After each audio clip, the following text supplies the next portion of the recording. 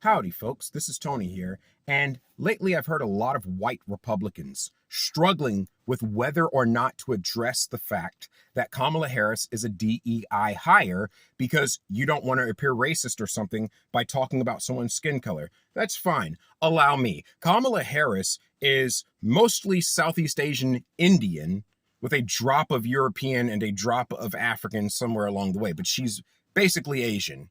I am Irish, Mexican, mulatto, and Cherokee. So because I have two more ethnic minorities in me, and I'm about 4 shades darker than she is, allow me to refute it.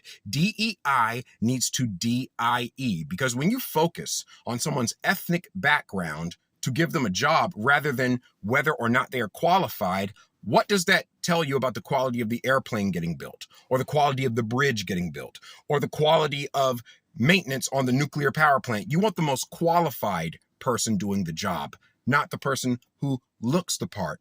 So all of that to say, DEI does need to go away. And was Kamala Harris a DEI hire? Yes, she was. Joe Biden specifically said he's going to pick a black woman or woman of color to be his running mate. So he promised a vice president based on ethnicity. So technically, yes, you could say that Kamala Harris is a DEI hire. However, it's a very weak point to attack her on, because most people in politics, whether they are senators, governors, are voted on based on appearance.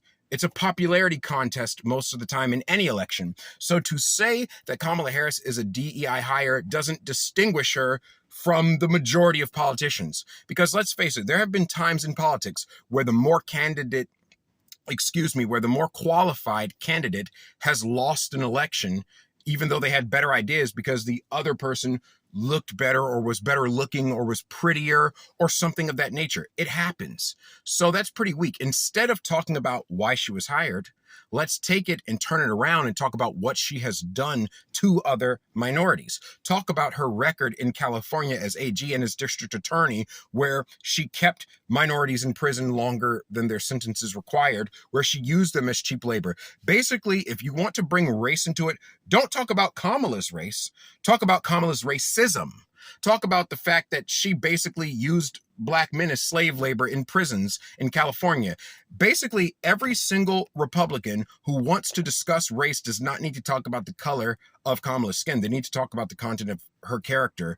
Channel your inner Tulsi Gabbard and destroy her with the facts. That's what you need to do. Have a great day, everybody.